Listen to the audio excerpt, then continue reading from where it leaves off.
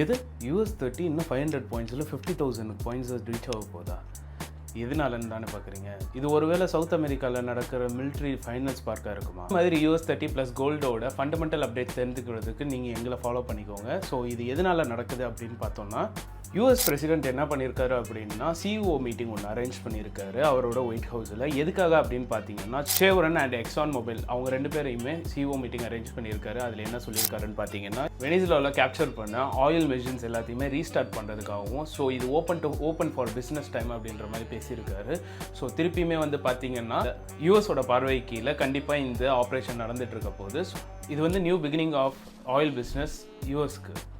Last Friday வந்து பார்த்தீங்கன்னா நமக்கு ஒரு ரிப்போர்ட் கிடச்சிருக்கு. அதில் என்ன சொல்கிறாங்க அப்படின்னு பார்த்தீங்கன்னா, இந்த ரிப்போர்ட் ஜான்ஸ் ரிப்போர்ட் வந்து என்னன்னு சொல்கிறாங்கன்னா கோல்டி லாக்ஸ் அப்படின்னு சொல்கிறாங்க. ஏன் அப்படி சொல்கிறாங்க அப்படின்னு பார்த்தோம்னா, கிட்டத்தட்ட 50,000 நியூ ஜாப் ஓப்பனிங்ஸ் வந்து யூஎஸ் தரப்புலேருந்து கொடுத்துருக்காங்க. அது மட்டும் இல்லாமல் ஆனால் இது வந்து பார்த்தீங்கன்னா எக்ஸ்பெக்டடோட கம்மி தான். எக்ஸ்பெக்ட் பண்ணது 73,000 ஜாப்ஸ், ஆனால் வந்திருக்குது 50,000 ஜாப்ஸ் தான். ஸோ இது எக்ஸ்பெக்டடோட கம்மியாக இருந்தாலுமே இது வந்து அன்எம்ப்ளாய்மெண்ட்டோட ரேட்டை ட்ராப் பண்ணியிருக்கு. லிட்ரலி 4.4% இப்போ அன்எம்ப்ளாய்மெண்ட் ரேட் இருக்கு.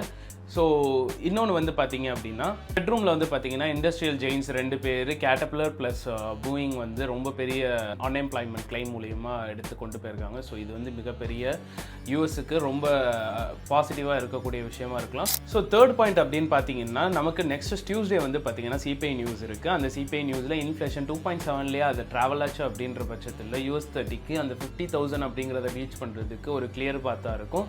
ஸோ அதுவுமே இங்கே நம்ம எக்ஸ்பெக்ட் பண்ணிகிட்டு இருக்கோம்.